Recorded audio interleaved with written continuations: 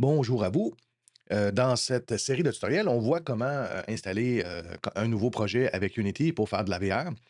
C'est la deuxième vidéo. Dans la première vidéo, on a installé par le menu Edit, Project Setting et dans XR Plugin Management, on a installé le XR Plugin Management et on a dit qu'on voulait utiliser le plugin OpenXR pour créer nos projets VR. Et on a validé, on a réparé les avertissements qu'il avait en installant le plugin XR Management.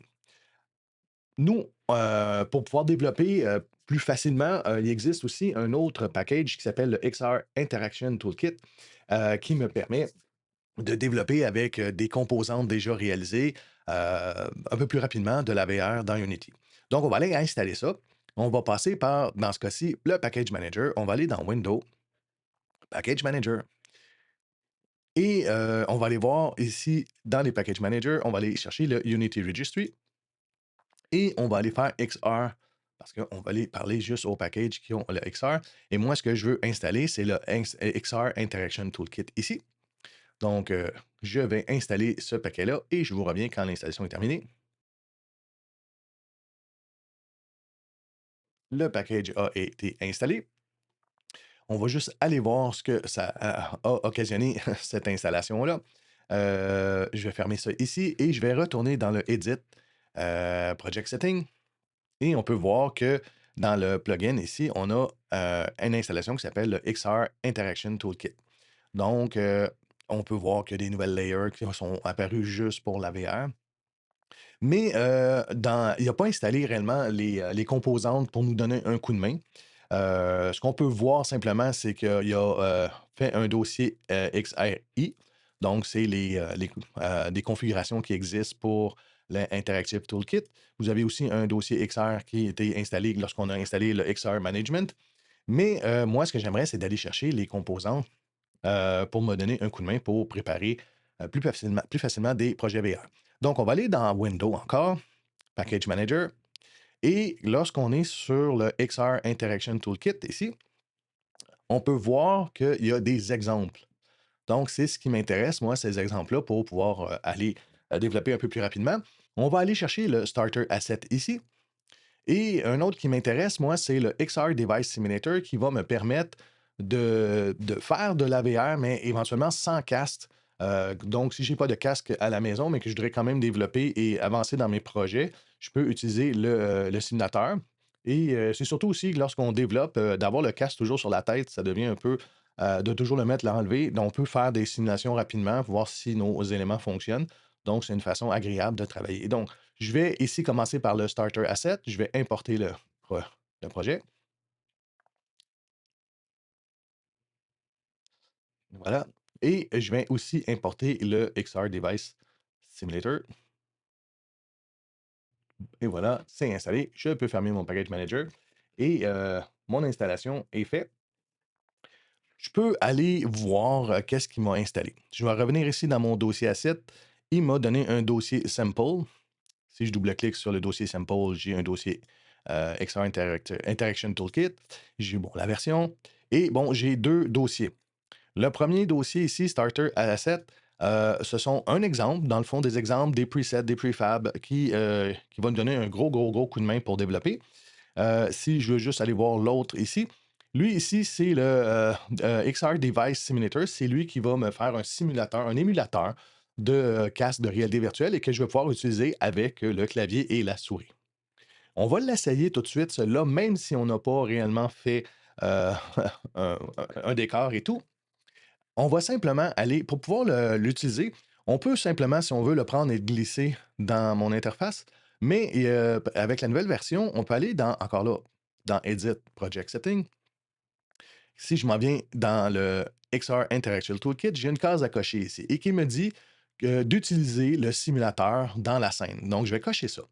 Quand j'utilise le simulateur, et on le voit bien, hein, il a été chercher cette composante-là, ce prefab-là ici.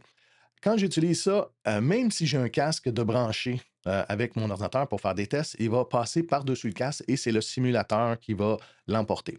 Si je ne veux plus l'utiliser parce que je veux vraiment faire des tests avec mon casque, j'ai simplement à le décocher, à revenir le décocher. Donc, moi, je vais le cocher ici parce que je veux faire des quelques tests avec sans être obligé de passer par par le casque directement. Donc, je ferme ça et simplement faire jouer et on va voir que notre élément va s'installer automatiquement dans mon interface.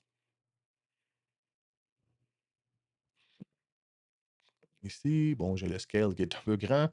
OK, donc on voit, OK, ça c'est apparu à cause que j'ai installé le device, l'émulateur, le simulateur. Mais, on peut voir que, il y a des touches, donc ce sont des touches de clavier qui, fait un simulateur d'un casque. Donc, on peut voir que présentement ici, j'ai les lunettes de sélectionner, OK? C'est le Head Mounting Device, donc c'est le casque. C'est si je me déplace, c'est comme si j'étais en train de marcher avec le casque sur la tête. Donc, je suis en train de déplacer le casque. Sinon, je peux prendre les contrôleurs et on voit ici que c'est le T et le Y. Donc, si je fais le Y, je peux voir que j'ai la manette de droite de sélectionner. Si je fais le T, on voit que c'est la manette de gauche de sélectionner.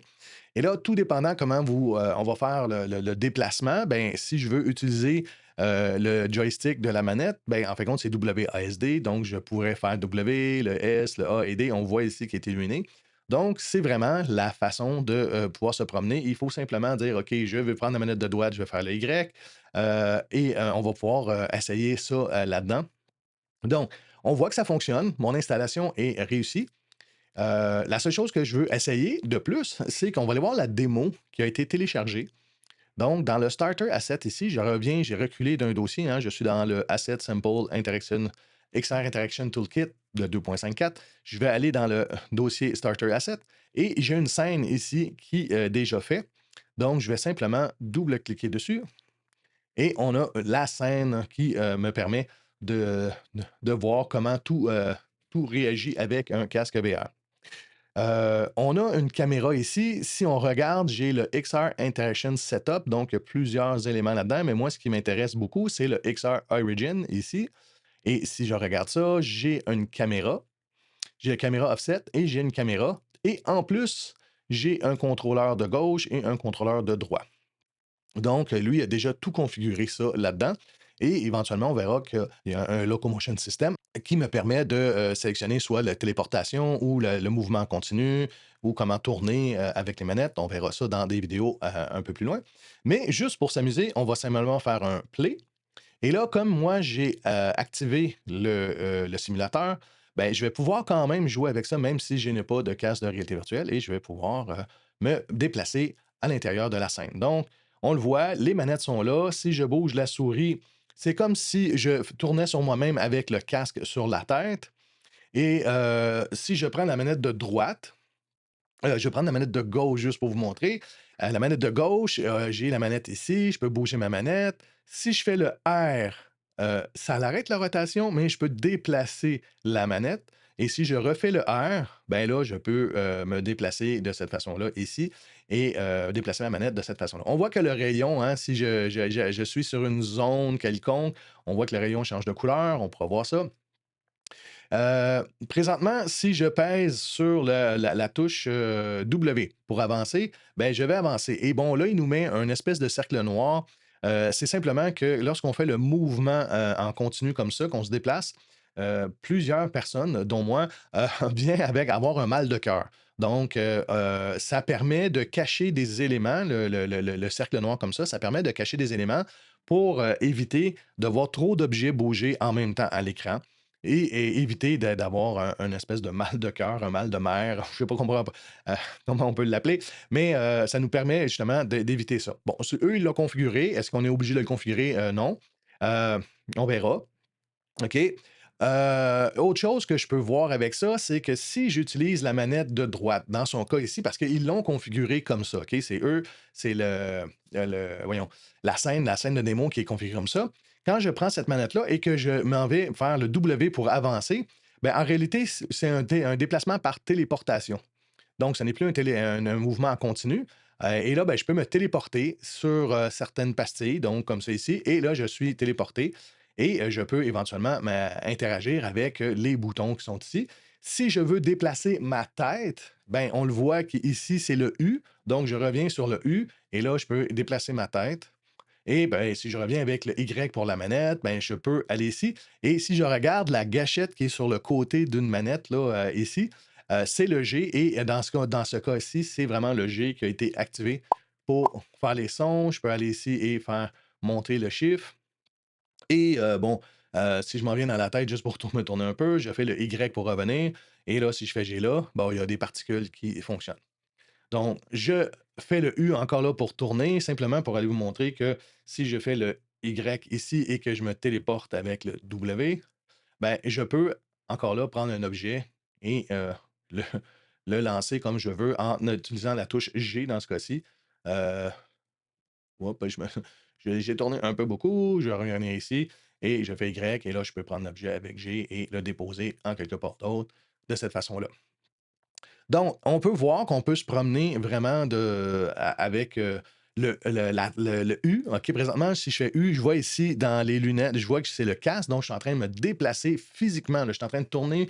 Il faut s'imaginer qu'on est debout et qu'on tourne sur nous-mêmes, donc le casque tourne. Et si je m'en viens, simplement, je vais revenir sur cette zone-là ici parce que je veux faire une téléportation là. L'autre façon de tourner, ça serait plus d'une façon virtuelle. Je vais utiliser le Y et je vais faire le A ou le D. Et là, quand je fais le A ou le D, c'est virtuellement. Je peux rester assis sur une chaise, mais je peux tourner dans l'environnement 3D, OK, pour pouvoir me déplacer de cette manière-là.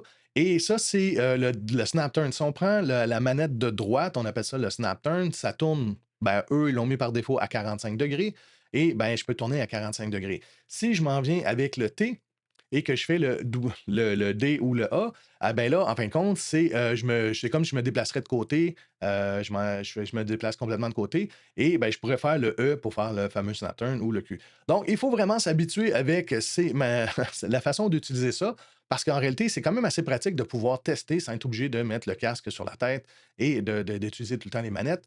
Il faut vraiment tester aussi dans le casque, c'est sûr, mais au moins on peut développer plus rapidement.